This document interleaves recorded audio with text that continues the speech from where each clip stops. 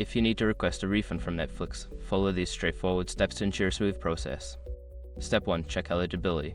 Before requesting a refund, confirm that you are eligible. Generally, Netflix does not offer refunds for monthly subscriptions, but you may be eligible for a refund if you were charged incorrectly or if you cancelled your subscription within the trial period.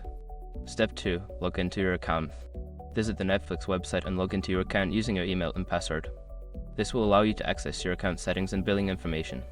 Step 3. Navigate to account settings. Once logged in, click on your profile icon in the upper right corner and select Account from the drop-down menu.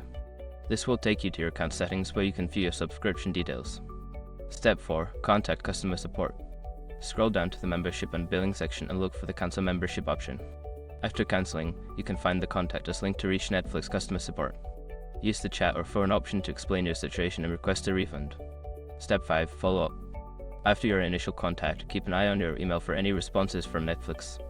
If you do not receive a reply within a few days, consider following up with customer support to check on the status of your refund request. In conclusion, while getting a refund from Netflix can be challenging, following these steps will help you navigate the process more effectively.